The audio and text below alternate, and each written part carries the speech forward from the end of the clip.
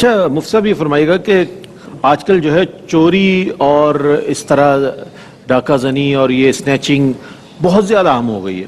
جو کچھ نہیں کرتا وہ یہ کر سکتا ہے اور اچھا خاصا منافع کے ساتھ کر رہا ہے. اب لوگوں میں اتنا وہ آ گیا ہے کہ لوگ ریئیکٹ کرتے ہوئے جان تک لے لیتے ہیں ان کی, اور وہ لوگ بھی کسی طور پر دریغ نہیں کرتے. کیا فرمائیے گا یہ جو رجحان بڑھ رہا ہے اس کی دنیاوی اور اخروی نقصانات کیا کیا ہیں, اس پر کچھ فرمائیے گا.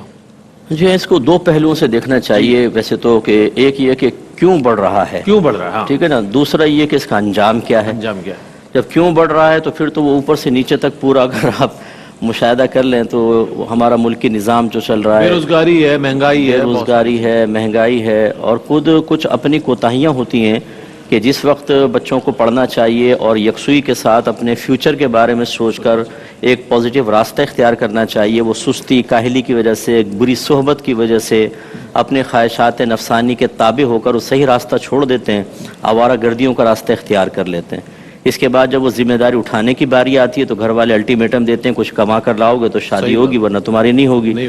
اب وہ کس طریقے سے کمائے, آج کل کے دور میں انتہائی مشکل ہو گیا. تو آسان ترین طریقہ یہ ہے کہ کسی کے کن پٹی پہ پستول رکھو, وہ بیچارہ خوف زدہ ہے, وہ لرز رہا ہے. نبی کریم نے ارشاد فرمایا جو ہمارے کسی مسلمان کے اوپر ہتھیار اٹھائے وہ ہم میں سے نہیں ہے. شدید ناراضگی کا اظہار فرمایا. چوری کرنے کے اوپر ہاتھ کاٹنے کا حکم ہے, ڈاکے کے اوپر سولی چڑھا دینے کا حکم ہے, اور کوئی حالت ڈاکہ میں مر جائے تو فقہاء نے لکھا اس کا جنازہ بھی نہ پڑھا جائے, اس کو ایسی کیسی دفنا دیا جائے, جنازہ نہ پڑھیں تاکہ عبرت حاصل ہو لوگوں کو کہ اس نے کتنا برا کام کیا ہے. اور یقینی سی بات ہے کہ جو کوئی حرام کمائے گا پھر وہ آخرت میں اللہ تبارک و تعالی دو طریقے سے معاملات ہوں گے. ایک تو مظلوم کو سامنے کھڑا کیا جائے گا, جن کو آپ نے خوف میں مبتلا کیا, جن کو گولیاں ماری ہیں. ایک آدمی کو آپ گولی مار جاتے ہیں, اس کے چھوٹے چھوٹے بچے ہوتے ہیں, اس کی بیوی ہوتی ہے, کیسے سروائیو کرتے ہیں آپ کو پتا ہے کہ آپ صرف ایک دہشت قائم کرنے کے لیے کہ ایک کو مار دو تو دوسرا جو اس کو سننے کے بعد جلدی مجھے موبائل دے دے گا, اس خواہش میں آپ ایک گھر کو تباہ کرتے ہیں, پوری فیملی کو.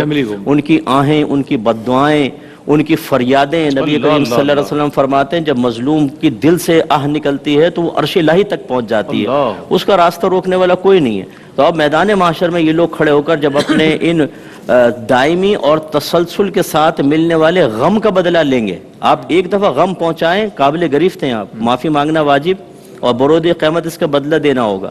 اور اگر کوئی کسی کی پوری زندگی ہی عذاب اور تکلیف میں مبتلا کر دے ان کو, یا عذاب اور تکلیف کا مطلب مجموعہ بنا دے, اب اندازہ کریں کیا ہوگا. ایک یہ احتساب اور دوسرا پھر جہنم میں داخلہ. تو لہذا جتنے ویسے تو یہ مطلب کیا ہمارا کوئی پروگرام دیکھتا ہوگا, لیکن بہرحال اگر کوئی ایسے نوجوان ہیں جو ایڈونچر پسند ہیں, بعض ایسے بھی ہمیں ملے ہیں کہ گھر میں کھانے کی کمی نہیں ہے لیکن ایڈونچر پسند ہے. وہ گن ہاتھ میں آ گئی, ابا اونچے عہدے پر ہیں, پکڑے بھی جائیں گے تو تھانے سے سپاہی سے نکل جائیں گے, تو وہ پھر بڑے بڑے پوش علاقوں میں برگر فیملیز کے بچے ایسا کر رہے ہوتے ہیں بعض اوقات, اور اس میں پھر بعض اوقات مارے بھی جاتے ہیں. سامنے والا جو ہے وہ ریئیکشن دکھاتا ہے, جی ہاں وہ ہو جاتا ہے. تو خلاصہ کلام یہ ہے کہ یہ چوری ڈاکہ وغیرہ یہ حرام اور گناہ کبیرہ, ناحق طریقے سے مال حاصل کرنا. اور جیسے ڈاکٹر صاحب نے فرمایا کہ اس میں برکت تو ہوتی نہیں ہے, اولاد نافرمان نکلے گی, بیماریاں ہو جائیں گی, کینسر ہوگا, فالج پڑے گا. انسان جو ہے وہ مال آیا اور نکل گیا اور اس کا احتساب آخرت تک باقی رہا, ایسی کیسے چلا جائے گا. یا اللہ تعالیٰ اس کو رحمت ہٹا لے گا تو وہ اسی حرام مال سے ڈرگز وغیرہ یوز کرنے لگ جائے گا اور بالکل عبرت کا مجموعہ بن جائے گا. خلاصہ کلام یہ ہے کہ یہ حرام طریقے وقتی طور پہ ایک سکون تو شاید دلوا دیں, لیکن ان کے پیچھے ایک بہت بڑا عذاب ہے. بالکل ایسے جیسے حلوے کی ایک پلیٹ تیار کی جائے, اس پہ میوہ ڈالا جائے, لیکن بیچ میں خطرناک زہر ڈال دیا جائے کہ اب خوشبو بھی آ رہی ہے, میوہ بھی ہے, سب کچھ ہے, لیکن کھائیں گے تو اندر سے سب تباہ برباد کر دے. بے شک صحیح فرمایا آپ نے.